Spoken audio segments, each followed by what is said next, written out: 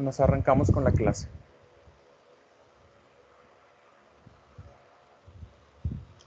Listo, pues bienvenidos muchachos a nuestra clase virtual de la semana número 11 de la materia de estadística. El día de hoy vamos a iniciar ya con el tercer periodo y vamos a estar trabajando con la unidad número 5 y con la unidad número, creo que es la 5 y aquí mismo en esta unidad, sí. Vemos lo que es vamos a ver probabilidad y por ahí vamos a ver al final combinaciones y permutaciones, que es parte de lo mismo. Entonces vamos a cerrar este tetramestre con la unidad número 5 que se conoce o que se llama conceptos de probabilidad. ¿Ok? Muchas veces nosotros hemos escuchado este término de que cuál es la probabilidad de. Y díganme algunos ejemplos de dónde lo hemos escuchado. ¿Dónde han escuchado ustedes el concepto de probabilidad? ¿Cuál es la probabilidad de y qué más han escuchado?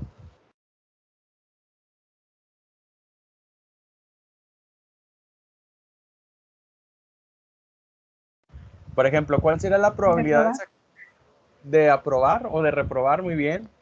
¿Cuál sería la probabilidad? Y ustedes pueden sacar así como que subjetivamente su probabilidad, ¿verdad? No, pues yo creo que de 0 a 1, a lo mejor es, no sé, el punto 8 es la probabilidad de que pueda pasar. Muchas veces también, bueno, la probabilidad la podemos medir de tres maneras, en forma de fracción, en forma decimal o en forma de porcentaje. Ok, entonces a lo mejor muchos pueden decir, no, pues yo creo que tengo el 80% de probabilidad de pasar la materia, porque pues le estoy echando ganas. A lo mejor también hemos escuchado a algunas personas decir, pues ¿cuál es la probabilidad de que yo me saque la lotería? Y muchos pueden decir, no, pues es más probable que me caiga un rayo a que yo me saque la lotería. Entonces, este concepto de probabilidad lo hemos utilizado en nuestras pláticas, lo hemos utilizado para describir si algo va a suceder o no puede sucedernos en nuestra vida cotidiana, ¿verdad? Entonces vamos a platicar y vamos a trabajar pues con esto del concepto de probabilidad. ¿Ok? Entonces, ¿qué es la probabilidad? Esta es la posibilidad, medida en fracciones, de que un evento ocurra en el futuro. Y el valor de la probabilidad siempre va a estar entre 0 o 1. Siempre va a ser de 0 a 1. Y cuando nosotros estemos trabajando ya en nuestros ejercicios con la probabilidad, pues vamos a utilizar la letra P. O sea, la P es la probabilidad de que suceda algo. ¿Ok? Ahora, ¿por qué utilizamos solamente de 0 a 1? Porque el 0 nos indicaría que algo no puede suceder, que es una probabilidad nula o que nunca va a pasar. Díganme, por ejemplo, algo que ustedes crean que nunca les va a pasar. Que ustedes digan, hombre, yo a mí nunca me va a suceder esto. Por ejemplo, yo como dice la gente, yo estoy bien salado y yo nunca me gano nada en las rifas, nunca. Entonces yo siempre creo que la probabilidad de que yo me gane algo en la rifa pues es nula. Entonces ustedes díganme qué es lo que ustedes creen que nunca les pueda suceder en la vida.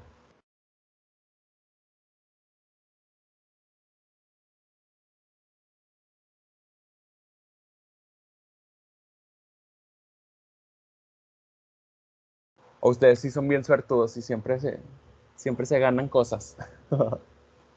Bueno, esa sería la contraparte. Cuando la probabilidad es igual a 1, quiere decir que el evento es seguro de que va a ocurrir. Por ejemplo, la probabilidad, ¿qué podemos decir? Un ejemplo así sencillo.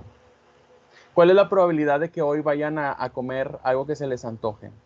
Pues a lo mejor si ustedes tienen dinero y se les antoja algo, pues lo pueden comprar y la probabilidad pues es 1, porque sí va a ocurrir porque ustedes se pueden comprar esa comida que se les antoja, ¿verdad? Es un decir. Y bueno, ahí pues estamos marcando, por ejemplo, en el 0.5, pues es la mitad de la probabilidad, o sea, que si la probabilidad es 0.5, puede ser que ocurra o que no ocurra. Entonces estamos como que en la balanza, estamos como que en la mitad, ¿ok? Ahorita que estamos con lo del COVID y todo esto, pues la probabilidad, dependiendo de nuestras defensas, dependiendo de nuestra alimentación, de nuestros cuidados personales, dependiendo de si nos lavamos las manos o no, si usamos cubrebocas o no, las probabilidades varían bastante de persona a persona si nos podemos contagiar o no nos podemos contagiar. Entonces, para esto nos sirve la probabilidad para establecer si un suceso puede o no ocurrir o en qué magnitud pudiera ser que ocurra en el futuro. ¿Ok? A eso nos estamos refiriendo con la probabilidad. ¿Ok? Y bueno, hay algunos conceptos básicos que es importante que los vayamos como que identificando porque los vamos a estar mencionando mucho. Por ejemplo, el primer concepto es el experimento. El experimento es el proceso que proporciona o induce a que ocurra una y solo una de varias posibles observaciones. Por ejemplo, cuando nosotros lanzamos una moneda al aire, ahí tenemos, bueno, ahorita vamos a ver los sucesos, ¿verdad? Pero nosotros vamos a lanzar la moneda al aire y puede ser que la moneda caiga en águila o en sol, o en algunos casos, algunos libros lo mencionan como cara o sol. Entonces, hay dos posibilidades. Entonces, entre más ustedes vayan lanzando la moneda, pues ustedes están experimentando, están haciendo experimentos para ver qué cara es la que cae al lanzar la moneda al aire, ¿ok? Ese es un experimento que ustedes lo estén repitiendo varias veces. Ahora, el evento, que también se llama suceso, es el conjunto de uno o más resultados en un experimento, ¿ok? Y siempre vamos a utilizar letras mayúsculas. Por ejemplo, el evento A, aquí por ejemplo sería igual a obtener águila a lanzar una moneda, ¿ok? Entonces vamos a poner letra A, que caiga águila, letra B, que caiga sol. Así vamos como que determinando, ¿verdad?, cuál es el resultado que se puede esperar al momento de hacer un experimento. Entonces, ¿qué evento o qué suceso puede pasar? ¿Ok? Y el espacio muestral sería el conjunto de todos los posibles resultados de un experimento. Entonces, hablando de el lanzar una moneda al aire, el experimento es estar lanzando la moneda varias veces, ¿ok? El suceso que pudiéramos esperar es que caiga águila o que caiga sol. Entonces el espacio muestral o todas las opciones posibles que podemos tener, pues son dos, o que caiga águila o que caiga sol. Entonces esos son los tres conceptos que vamos a estar trabajando cuando hablamos de probabilidad. Ahora, si cambiamos un poquito las cosas y en lugar de una moneda, porque otro de los objetos que se utilizan mucho en probabilidad son los dados, primero ustedes díganme cuál sería el espacio muestral, o sea, cuántos resultados distintos podemos obtener al lanzar un dado.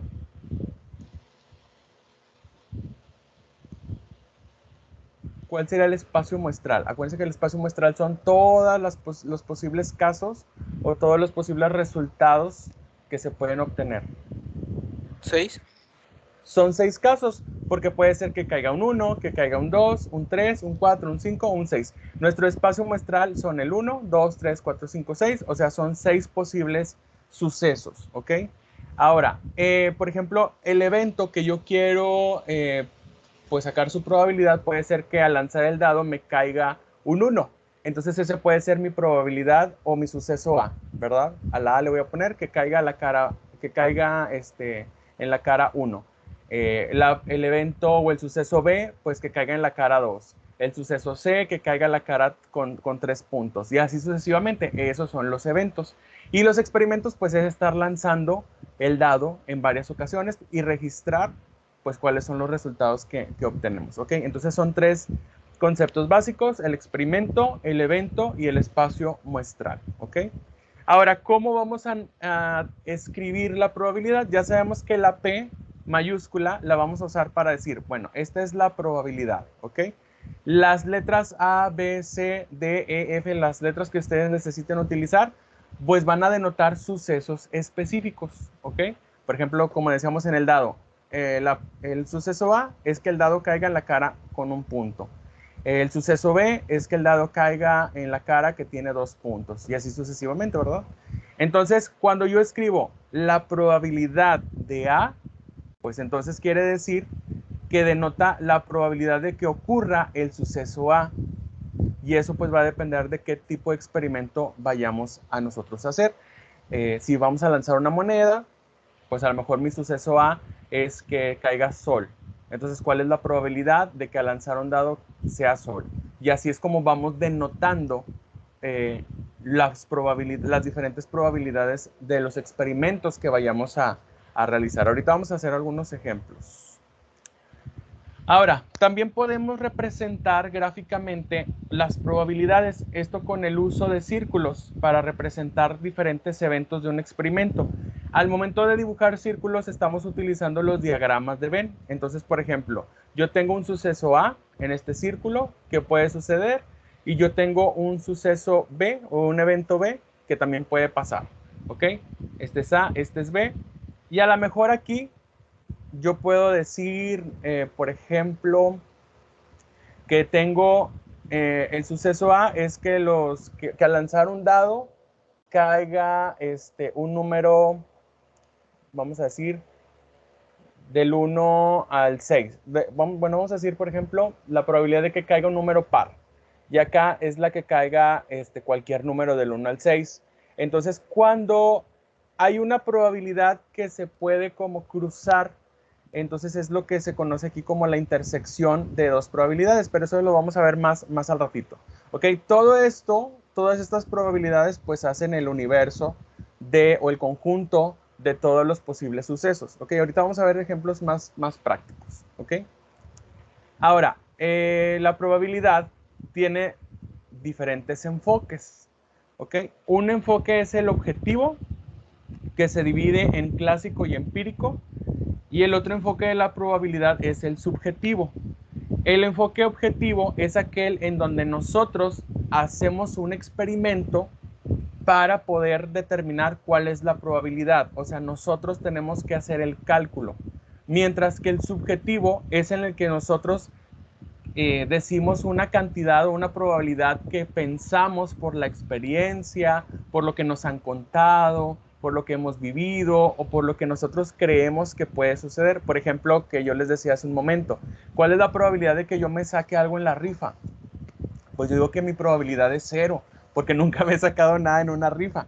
Pero luego así haciendo memoria, me estaba acordando que hace tiempo cuando yo todavía era estudiante de facultad, me metí a trabajar en un call center. Yo recuerdo que fue casi, ya faltaba poquito para terminar la facultad. Me metí a trabajar en un call center y yo me acuerdo que en una rifa de Navidad, ahí yo me saqué un premio. Entonces fue así como que, bueno, subjetivamente yo puedo decir, bueno, pues yo tengo 0 probabilidad de sacarme algo en la rifa, por la experiencia. Eso es algo subjetivo. Pero luego ya si hacemos un análisis o hacemos un cálculo, pues a lo mejor la probabilidad no es 0. La probabilidad puede ser muy pequeñita, pero sí puede ser que en algún momento en un futuro vuelva yo a sacarme un premio en una rifa. Entonces, a eso nos referimos con objetivo y subjetivo. El objetivo es algo que se puede calcular y el subjetivo es algo que nosotros creemos por la experiencia. Igual ahorita vamos a hacer algunos otros ejemplos. Fíjense, la probabilidad clásica, que es con un enfoque objetivo, está la probabilidad clásica. Esta se basa en la idea de que los resultados de un experimento son igualmente posibles y se calcula de la siguiente manera. La probabilidad de que un evento A suceda es igual a dividir el número de resultados favorables de ese suceso o evento A entre el total de posibles resultados, que quiere decir el espacio muestral. Por ejemplo, si ya sabemos que al lanzar un dado tenemos 6 posibles resultados, ¿verdad? Que caiga un 1, un 2, un 3, un 4, un 5 y un 6. Bueno, si yo quiero, bueno, ahorita hacemos el de la moneda. Si yo quiero calcular la probabilidad de que caiga un 1, pues entonces mi resultado favorable es un 1. Solamente puede caer una vez la cara 1. Y lo voy a dividir entre todos los posibles resultados, que en este caso sería 6. Entonces la probabilidad de que al lanzar un dado caiga un 1, pues el resultado sería un sexto. Y lo podemos convertir en decimal. Un sexto pues es igual a 0.16. Esa sería la probabilidad. Ahora, quiero calcular la probabilidad de que al lanzar una moneda se obtenga águila. Pues el espacio muestral es 2, porque puede caer águila o sol. Mientras que el evento A, que es que quiero que caiga águila, pues solamente puede ser una vez. O sea, solamente hay un número favorable, hay una respuesta favorable. Entonces lo que hacemos es dividir 1 entre 2 y la probabilidad de que caiga águila pues es de 0.5 o de un medio. Esa es la probabilidad que se puede calcular usando el enfoque objetivo con la probabilidad clásica. ¿Ok? Esa es la formulita. Esta formulita es bien importante para que si quieren ir a anotarla, que la tengan presente. Vamos a dividir el número de casos favorables entre el número de posibles resultados totales, o que es el espacio muestral. Otro ejemplo. ¿Cuál es la probabilidad de que al lanzar un dado caiga un número impar? Piénselo tantito. ¿Cuál es la probabilidad de que al lanzar un dado nos caiga un número impar? Ya sabemos que en un dado pues hay 6 posibles resultados. Que caiga un 1, un 2, un 3, un 4, un 5 o un 6. Tengo 6 resultados. Entonces, ¿cuántos casos favorables puedo yo obtener si yo quiero que caiga un número impar? Hay 3, muy bien Orlando, ahí dice Orlando en el chat, que hay 3 casos favorables, que caiga un 1, que caiga un 3 o que caiga un 5. Y muy bien, Carmen ahí nos está diciendo, Aurora nos está diciendo que la probabilidad de que caiga un número impar pues es 3 de 6. Ese 3 de 6, ese 3 sextos lo podemos simplificar y nos da igual a un medio, que eso es igual a 0.5. O sea que tiene la misma probabilidad de que caiga un par a que caiga un impar. Entonces ese sería el resultado. Ahí está. El espacio muestral, pues son 6 elementos, 6 posibles resultados. Que caiga un impar son 3. Entonces dividimos 3 entre 6. Lo podemos simplificar a un medio. Y convertido a decimal, pues es 0.5. Esa es la probabilidad de que caiga un número impar. ¿Ok? Ahora, fíjense en este siguiente ejemplo. En una caja hay 10 pelotas, de las cuales 4 son azules. ¿Cuál es la probabilidad de que sin ver saques una pelota azul? A ver, pónganme en el chat. ¿Cuál es la probabilidad en fracción? Y luego si le quieren poner igual y en decimal, ¿cuál sería? En una caja hay 10 pelotas. De esas 10 pelotas, 4 son azules. ¿Cuál es la probabilidad de que sin ver ustedes puedan sacar una pelota azul?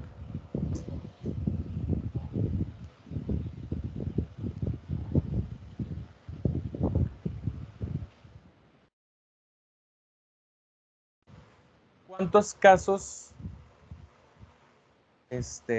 hay en total? Ok, muy bien. Orlando ya nos está diciendo.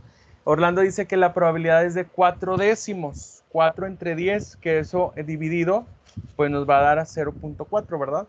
Efectivamente, primero, el espacio muestral, pues son 10 elementos, porque son 10 pelotas en total.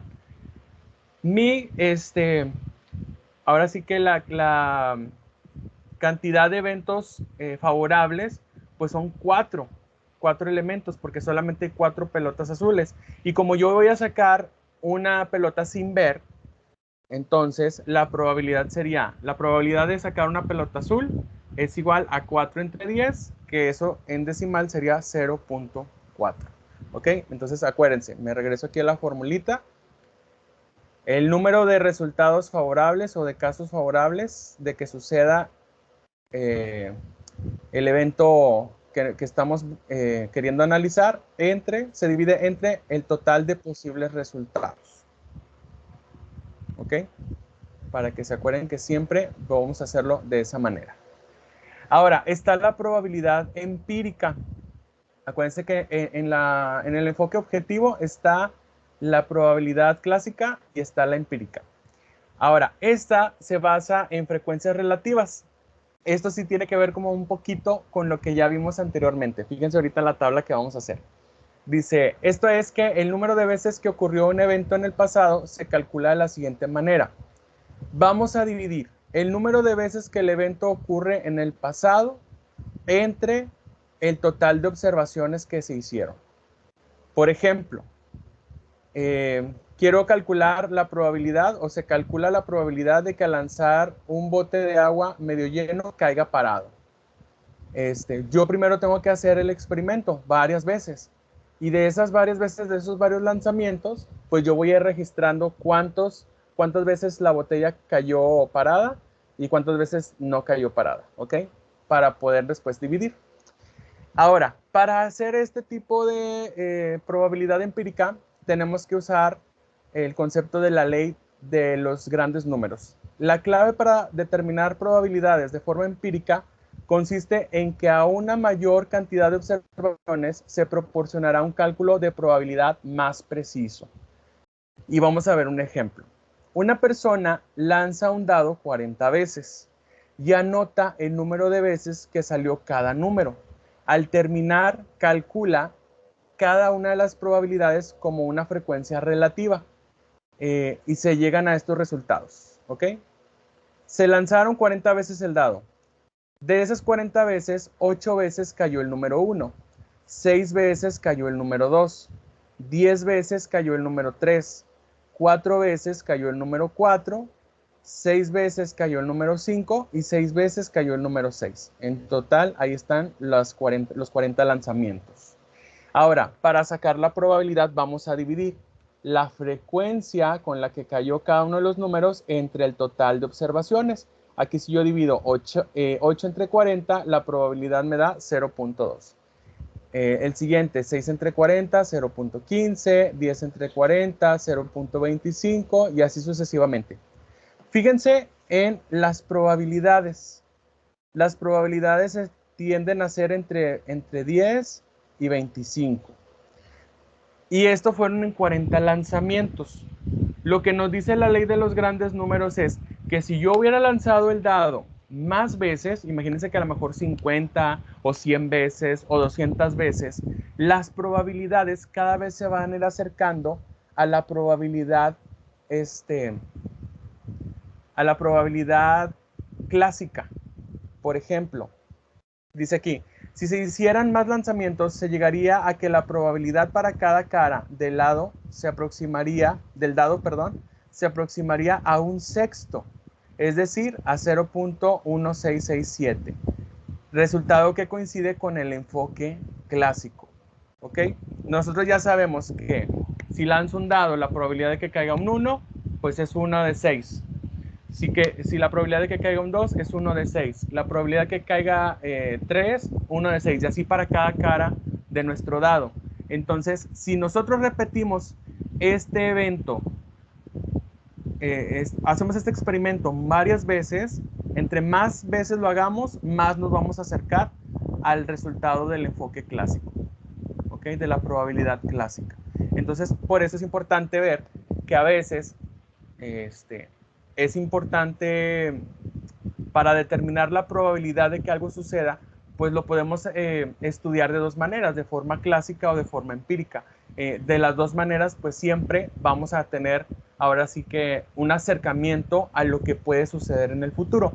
Y esto también lo podemos aplicar mucho, por ejemplo, en el clima. Si ustedes ven en sus celulares o ven por ahí lo que es el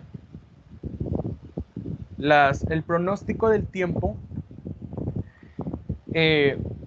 utilizamos todo este tipo de información. Por ejemplo, para nosotros o para la probabilidad de que, por ejemplo, de que llueva o no llueva en cierto día, nos tenemos que apoyar en lo que ha sucedido en años pasados. Por ejemplo, ahorita estamos en el mes de julio, hoy es 21, ¿verdad? ¿Qué día es hoy? Hoy es 21 de julio y bueno, en esta semana de julio las personas que investigan sobre el clima tienen que ver en los años anteriores cómo estuvo el clima en estos días aproximadamente para poder hacer un estudio, un análisis y poder ver pues cuál fuera la probabilidad de lluvia anteriormente. Pero no solamente hay que observar atrás, sino que hay que estar observando lo que está sucediendo actualmente, ¿verdad? Porque por ejemplo a lo mejor en años atrás no había frentes fríos que provocaran lluvias, pero en la actualidad sí hay frentes fríos que se están moviendo y que están haciendo que la probabilidad de lluvia aumente. Entonces, por eso es importante tener o poder analizar la probabilidad de forma empírica y poder analizar la probabilidad de forma clásica, ¿ok? Entonces, todo esto ustedes van a ver que tiene mucha aplicación. Y como les decía, existe la probabilidad subjetiva. que es cuando un individuo asigna la probabilidad a cierto evento con base en información disponible o en base a su propia experiencia. Que es, por ejemplo, cuando, no sé si les ha tocado ver o escuchar, que hay gente que dice, es que mira, si en la noche la luna tiene un halo de luz muy grande alrededor, significa que el día siguiente va a ser mucha calor. O sea, va a estar la temperatura muy alta. No sé si alguien ha escuchado eso. Y a mí me ha tocado ver, ¿verdad? De que me dice, mira, es que alrededor de la luna está un halo de luz muy, muy fuerte. Y al día siguiente hace calor. Entonces, a eso le llamamos probabilidad subjetiva. En base a la experiencia, en base a información que otros comparten, uno puede sacar como que sus probabilidades, ¿verdad? También cuando, por ejemplo, ustedes no sé si han visto a las hormigas, que de repente hay mucha hormiga en su casa por las orillitas de las paredes o así.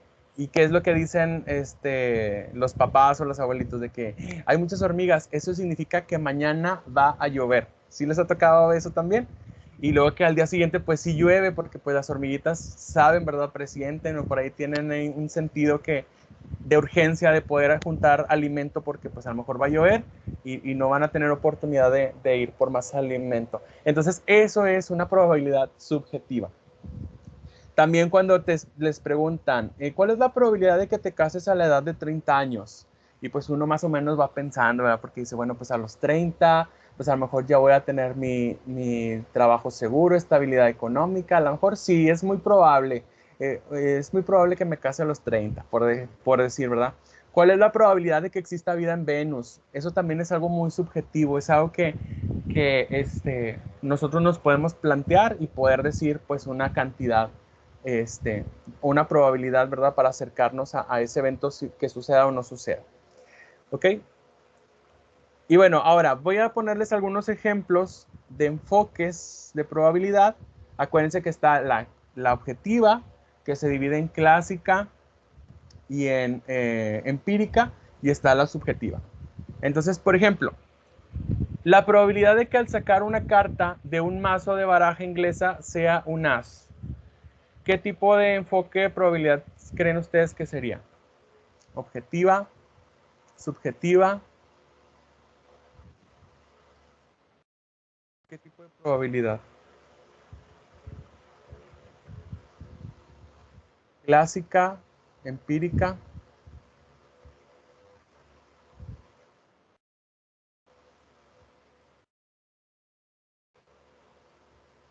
Acuérdense que la clásica es que yo puedo calcularla.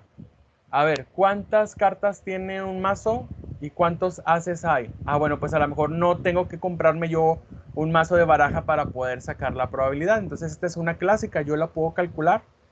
Exacto, Orlando, la podemos calcular utilizando pues números, ¿verdad? ¿Cuál es la probabilidad de que tu amigo se case el próximo año? ¿Qué enfoque tendría este ejemplo?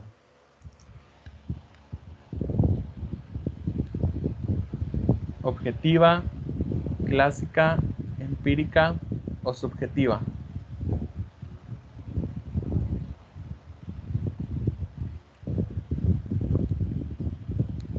Subjetiva, muy bien. Por ahí Aurora nos comparte en el chat. Se lanza al aire una moneda y se registra el resultado, cara o sol o águila y sol. Se repite el experimento 100 veces y se calcula la probabilidad de obtener sol. ¿Qué tipo de enfoque estamos utilizando aquí?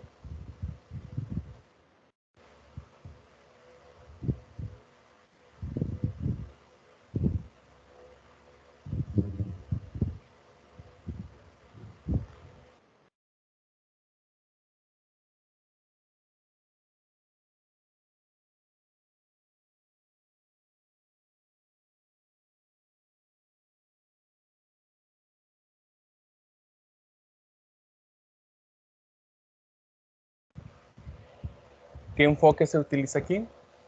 Subjetiva es lo que nosotros creemos. Clásica, la que podemos nosotros calcular, sabiendo sabiendo los resultados, ¿verdad? ¿Cuáles son cuál es la cantidad posible que suceda un evento entre la cantidad del espacio muestral? Y la empírica, pues es la que estamos experimentando. Entonces esta es empírica porque se está repitiendo el experimento 100 veces. ¿Cuál es la probabilidad de que tu jugador favorito de soccer, fútbol soccer, meta gol en determinado juego? Pero ahí me voy un poquito rápido. Ahí es subjetiva. Y lo dice, en una caja hay 3 pelotas blancas y 2 azules. Se calcula la probabilidad de sacar una pelota azul. Esta es la probabilidad clásica. ¿Ok? Vámonos un poquito más rápido. Luego están los eventos mutuamente excluyentes. Esto es cuando, acuérdense que cuando hablamos de eventos, son los sucesos, lo que yo quiero que pase en una probabilidad. Entonces, dos eventos o sucesos son mutuamente excluyentes cuando ambos no pueden ocurrir al mismo tiempo. Es decir, que no se traslapan o que no tienen elementos comunes. Por ejemplo, la variable género da origen a resultados mutuamente excluyentes. Al seleccionar a un empleado, este puede ser hombre o mujer, pero no ambos a la vez. ¿Ok? Otro ejemplo sería, bueno, aquí está con gráficas o con diagramas de Venn, que la probabilidad de que el suceso A, la probabilidad de que un evento A suceda es excluyente al evento B. ¿Ok? No pueden ser al mismo tiempo. Por ejemplo, para cada par de eventos determina si son o no son mutuamente excluyentes. Aquí nos vamos a ir un poquito más rápido y lo vamos a ir explicando. El evento A, que sacar un as de un mazo de cartas, sería el evento. Y el evento B sería sacar una carta roja del mismo mazo de cartas.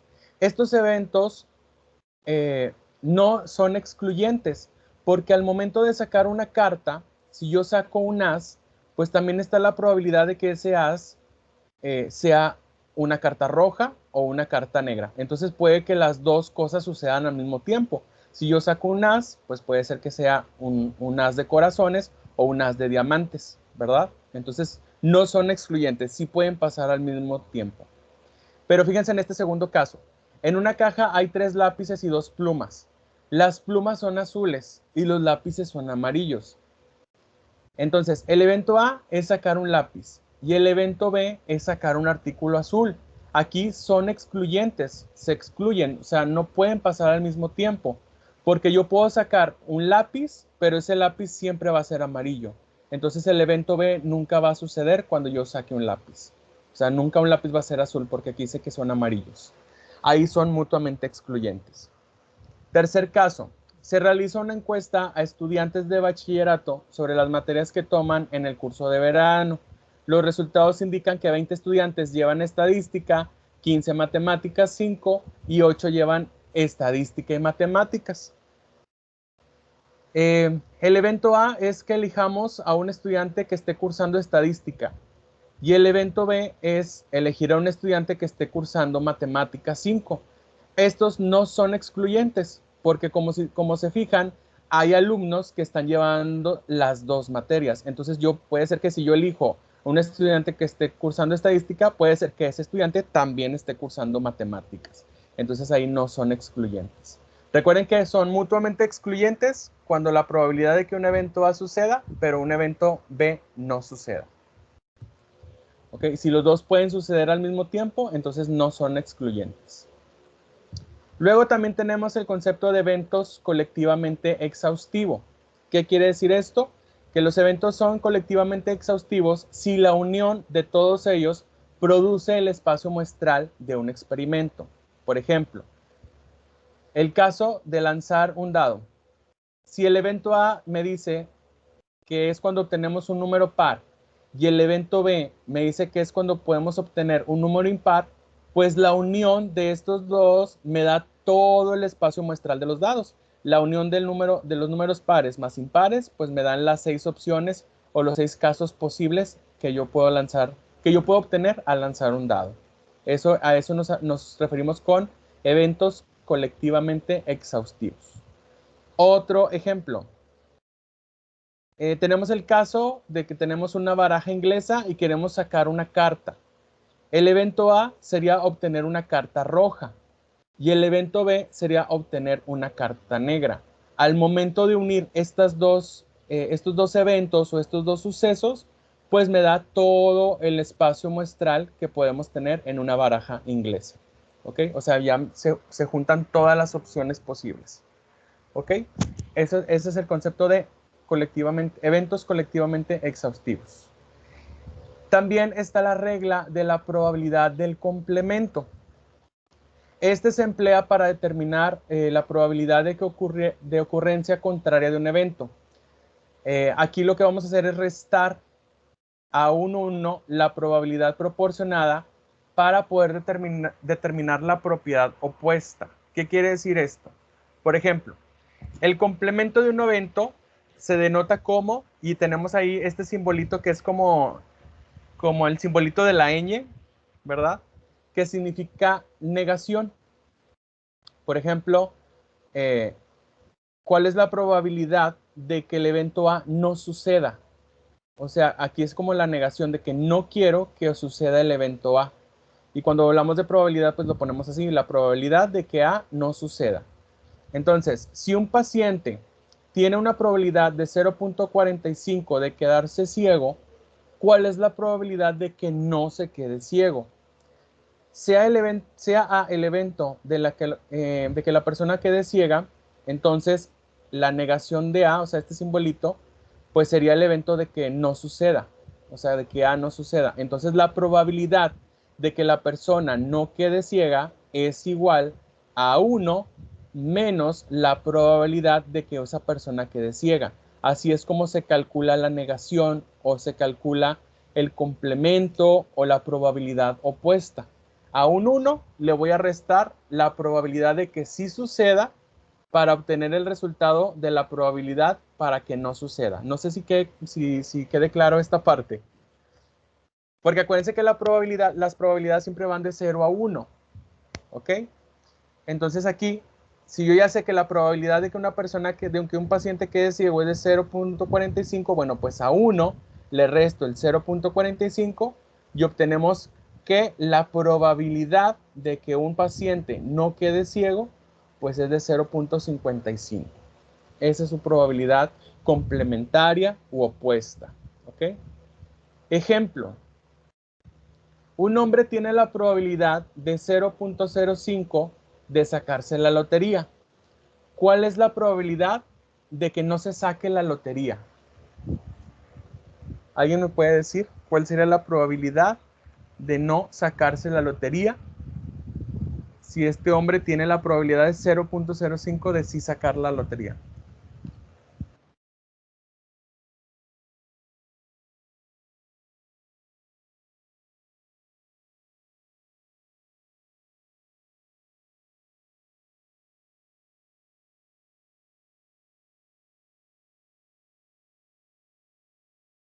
¿0.95?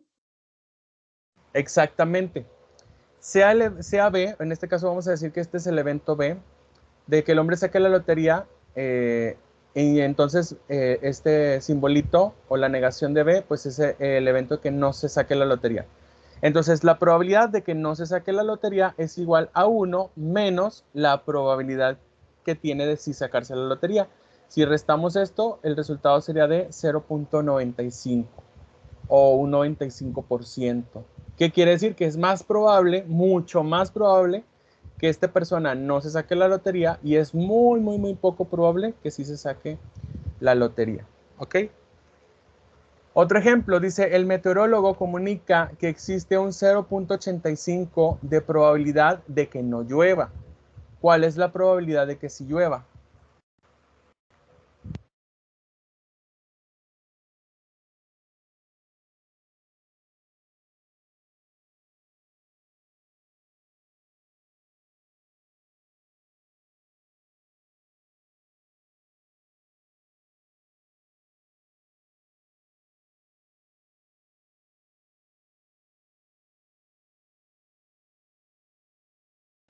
¿Quién me puede decir cuál es la probabilidad de que llueva?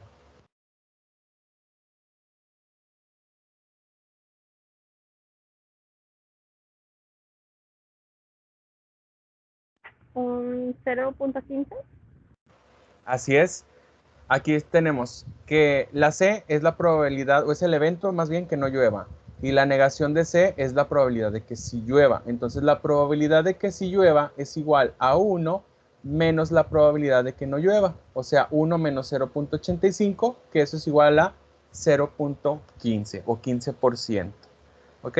Y bueno, esos son los subtemas que tenemos que ver esta semana. Lo que vamos a hacer de tarea es resolver la actividad 11, pero solamente las páginas 93 y 94. Eso quiere decir que solamente vamos a contestar los ejercicios del 1 al 8, que es donde estamos aplicando estos conceptos básicos de probabilidad. ¿Ok? Por ejemplo, ahí en la página 93 nos pregunta el problema 1, ¿cuál es la probabilidad de que al lanzar una moneda al aire caiga sol? Pues ustedes ya saben, ¿verdad? Que hay que dividir la cantidad de casos favorables entre la cantidad de casos totales posibles o el espacio muestral. ¿Ok? En el número 2 dice, ¿cuál es la probabilidad de que al lanzar un dado salga un 4? El número 3, ¿cuál es la probabilidad de que al lanzar un dado salga un número impar? Ya estuvimos viendo por ahí algunos de estos ejemplos. Y así hasta el número 8. Del número 9 en adelante, por ahí vamos a ver combinaciones, bueno, no combinaciones, vamos a ver otro tipo de fórmulas para encontrar probabilidades, digamos, compuestas, o la probabilidad de que algo sí pase, pero otra cosa no, o la probabilidad de que dos eventos sí sucedan. Eso lo vamos a ver la próxima semana. Entonces, por lo pronto, vamos a responder la actividad 11 solamente del problema 1 al problema 8, páginas 93 y 94. Los demás ejercicios, eso los vamos a contestar con lo que veamos la próxima semana. ¿Ok? Y bueno, por mi parte sería todo. No sé si hay alguna duda, algún comentario.